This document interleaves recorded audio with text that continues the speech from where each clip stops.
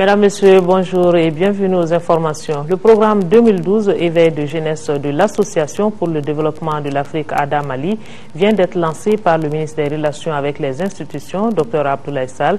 Ce programme est soutenu par l'ambassade des États-Unis d'Amérique. Il se fixe comme objectif de trouver une vision commune et consensuelle des jeunes afin d'accélérer leur participation à la consolidation de la démocratie dans notre pays. Adama Tangara. L'objectif du programme 2012 Éveil de jeunesse de l'Association pour le développement de l'Afrique, ADA Mali, qui vient d'être lancé, est de trouver une vision commune et consensuelle des jeunes afin d'accélérer leur participation à la consolidation de la démocratie dans notre pays. De ce fait, à travers un atelier, les jeunes vont échanger sur des thématiques ayant trait à la gouvernance démocratique par les jeunes, les réformes constitutionnelles, la loi électorale. Le projet qui nous réunit s'insère dans le cadre du très important programme 2012 que notre association ADA s'est assignée, parce que tout simplement 2012 est une année pas comme les autres au Mali. 2012, une année électorale dans notre pays. Nous considérons cette année comme une année spéciale pour les États-Unis et le Mali dans nos efforts de travailler en collaboration pour la construction et l'approfondissement de nos démocraties. Dans Mali, l'Association pour le développement de l'Afrique, à travers donc ce programme 2012 Éveil de jeunesse, s'assigne un rôle dans la promotion de la participation démocratique des jeunes. Mais notre vision, la vision est déjà connue. La vision, vous, votre vision, nous, notre vision, c'est notre hymne national. C'est dans cette hymne national qu'il est dit « Un peuple, un but, une foi ». C'est là-bas qu'on dit que les champs fleurissent d'espérance. Ces fleurs d'espérance, c'est qui? C'est vous les jeunes. C'est là où on parle de l'unité africaine. La vision est connue. La vision, c'est 20-25 ans. Mais si vous avez la vision, vous devez avoir ce qu'on appelle la dimension stratégique. Les travaux seront sanctionnés par l'élaboration d'un document de référence proposant de nouvelles pistes pour le développement, la création d'un cadre de concertation entre les jeunes et les décideurs.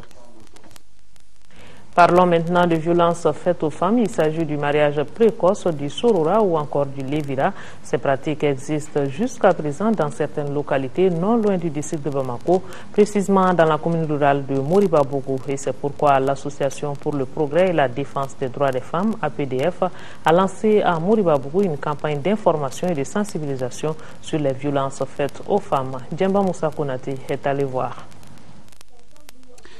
Créée tout juste après les événements de mars 1991, l'Association pour le progrès et la défense des droits des femmes APDF œuvre pour la promotion et la protection des droits des femmes au Mali. Parmi les combats qu'elle mène figure la lutte contre le mariage précoce, le sorora et le lévira. L'APDF a constaté ces dernières années quelques nouveaux cas de violence faites aux femmes à Moriba-Bougou, ce qui justifie le lancement de cette campagne de sensibilisation et d'information des femmes. Malgré l'existence du VIH-Sida, il y a le sorora et le lévira qui continuent encore dans notre pays, mais il y a aussi d'autres formes de pratiques traditionnelles qui sont comme l'excision ou les mutilations génitales féminines qui sont néfastes à la santé et au bien-être de la femme et de la fille. Lancer à nos frères, les hommes qui sont à 90% les auteurs des violences, pour leur dire que les femmes ce sont leurs sœurs, sont leur moitié comme on le dit, c'est des filles, c'est des épouses. Donc autant un homme ne voudrait pas que sa fille soit battue ou sa sœur soit battue, autant elle ne doit pas battre aussi la femme, son épouse qui est une sœur et une fille aussi pour d'autres. Donc je pense que si on n'arrive pas à régler les choses dans le dialogue, la violence n'est pas la solution. Après l'étape de Moriba-Bougou, la campagne se poursuivra à Sebeninkoro et à Muntugula dans les prochains jours. Bayon Kondo est désormais le président de la Jeune Chambre internationale OLM de Sikasso. Il a été intronisé samedi dernier à la faveur de la rentrée solennelle de la GCI. C'était dans les jardins du gouvernorat en présence du parrain du mandat, Dr Abdoulaye Sall, ministre en charge des relations avec les institutions. Sikasso, les précisions de Sekou Konati. C'est l'exécution de l'hymne national et la lecture du credo qui ont donné le ton de cette cérémonie de rentrée solennelle 2012 de la Jeune Chambre internationale au LMDC Kasso. Occasion pour les GCI du Kénédougou de revisiter le chemin parcouru afin de l'évaluer et poser les jalons pour la nouvelle année. Dans le domaine de la formation, l'OLMDC Kasso a organisé la formation des leaders locaux et a eu à participer à des formations hors de Sikasso. Et le président en 2012, en recevant les charges, de s'engager à préserver les acquis, à les consolider et à mettre un accent particulier sur la sécurité routière. Parmi les activités programmées, on peut citer entre autres organisation d'une journée de don de sang en collaboration avec d'autres organisations et mouvements des jeunes. Aussi, don de casques aux meilleurs élèves et réalisation et réhabilitation des hangars pour la police nationale. Des acquis et perspectives qui marquent toute la volonté du mouvement d'apporter sa touche à la construction d'une société d'excellence, dira le directeur du cabinet du gouverneur, Sidi Konaté. Et le parrain du mandat d'assurer de son accompagnement.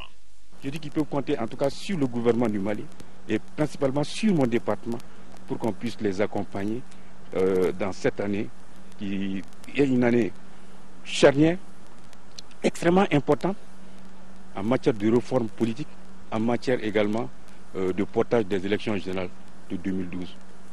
Et les DCI réaffirmer leur soutien total au gouvernement de la République du Mali dans la gestion de la crise au nord de notre pays. Le mouvement Jeunesse Avenir MJA vient d'organiser à Gao un concours d'art oratoire entre les élèves du fondamental et du secondaire au terme d'1 mois et demi de formation. Cette activité s'inscrit dans le cadre du renforcement des capacités de la jeunesse scolaire et universitaire sur les techniques d'expression orale. C'est le stade Kasekita de Gao qui a servi de cadre à la cérémonie. Et de Gao, les précisions avec Bouakar Bablin Touré. Ce sont au total 250 élèves des écoles fondamentales et secondaires de Gao qui ont pris part à cette formation d'1 mois et demi sur les techniques d'expression orale. Les techniques relatives à la manière de se tenir, de prendre la parole devant la masse, entre autres. Pour joindre la théorie à la pratique, 11 candidats de différentes écoles fondamentales et secondaires ont montré leur savoir-faire sur le thème « Le devoir d'un bon élève ». L'objectif est de renforcer les capacités de la jeunesse scolaire et universitaire. Une formation de qualité axée sur des valeurs fondamentales du savoir-faire, du savoir-être et du savoir-savoir doit être la priorité de tout bon citoyen que nous sommes. La formation extrascolaire est une aubaine particulière pour chaque apprenant de se hisser au rang des plus méritants. À l'issue du concours pour le cycle secondaire, c'est Leilatou Ousseni du lycée Yana Maïga qui s'est classée première, suivi de Bourema Dolo de l'IFM et de Fatoumata Traoré du lycée Modibo Keïta, deuxième ex-aequo. Pour le cycle fondamental, c'est Regina Moukoro de l'école catholique qui remporte la première place, suivi de Issa Abdoulaye Maïga de l'école Axkia et de Walet Najwa de Soni Alibert.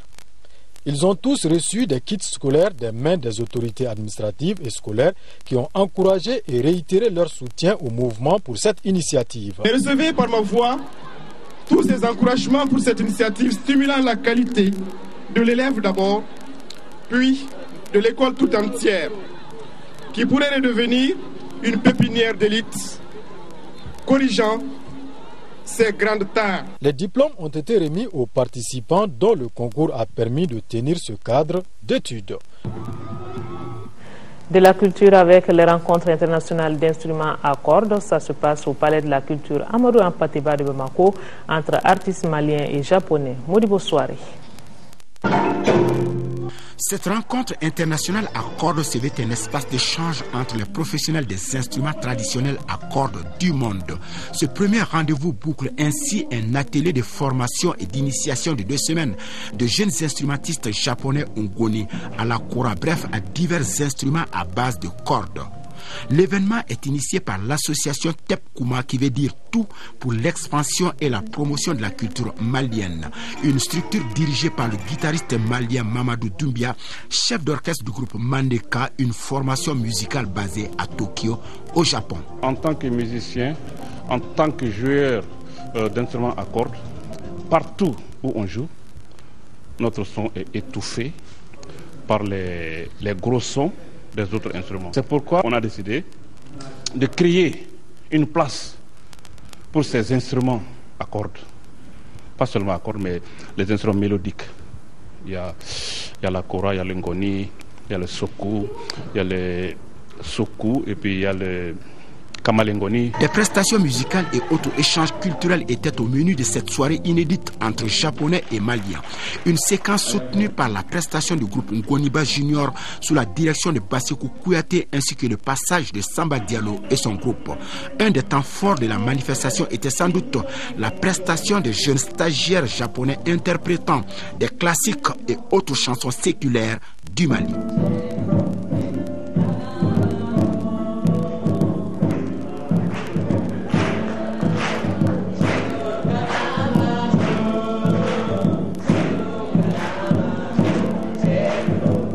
Des chansons tirées du répertoire de l'ensemble instrumental national du Mali qui encadrait tous les stagiaires. À l'issue de la manifestation, des attestations ont été décernées aux élèves qui ont suivi l'atelier d'initiation aux instruments de musique traditionnelle. Je crois que cette initiative est à saluer. Il faudrait tout faire pour que le festival puisse aboutir et permettre aux Maliens de mieux connaître leur propre musique pour que d'autres également continuent à l'apprécier avec nous. Les organisateurs de cette rencontre culturelle entendent dans les années à venir transformer la manifestation en un véritable festival international des instruments à cordes du monde. Voilà les rencontres internationales d'instruments à cordes, une initiative de l'association TEP Kouma. Autrement dit, pour l'expansion et la promotion de la culture malienne. C'était en collaboration avec le Palais de la Culture de Bamako. Sport, athlétisme, hier c'était la 4e édition du Marathon international Bank of Africa et c'est le Nigérien Kabiru Dan Malam qui a remporté le premier prix. Il a donc empoché la somme d'1 million de francs CFA. Le marathon a été organisé par la Fédération malienne d'athlétisme en partenariat avec la Bank of Africa. Le compte rendu, c'est avec Abdul Karim Kaba. C'est Kabiru Dan Malam du Niger qui gagne le premier prix du 4e marathon international Bank of Africa. Il a gagné la course de 42 km en 2 h 33 minutes 19 secondes. Ce champion 2012 avait gagné aussi ce même marathon BOA en 2010. En tout cas, moi je suis fier d'avoir gagné ce marathon de Bamako parce que j'ai commencé à préparer ça il y a à peu près 3 mois de cela. Il y a une amélioration encore concernant l'organisation. De quel côté? Dans le circuit, parce qu'il n'y a pas assez de perturbations. En 2e position arrive le Kenyan Eston Ngiara Nyaga. Le Ghanéen Akoka William est 3e. Le premier Malien pour ce marathon Bank of Africa est arrivé 7e. Djibril Sogodogo a reçu un prix spécial du ministre de la Jeunesse et des Sports. Ce 4e marathon international BOA est dédié à l'armée nationale. Les responsables sont satisfaits de cette édition et entendent multiplier les efforts pour encore parfaire le marathon international Bank of Africa Bamako. L'occasion est opportune à ce niveau-là de saluer la présence parmi nous des athlètes venus de Kidal, de Gao et de Tombouctou. Et comme c'est dédié à l'armée, ces hommes et ces femmes qui se battent pour notre sécurité, pour l'intégrité territoriale de notre pays, c'est l'occasion de dire bravo à nos forces armées et que le peuple est avec eux. Il y a quelques années, on ne rêvait pas de ça. Et maintenant, ce rêve-là est devenu réalité.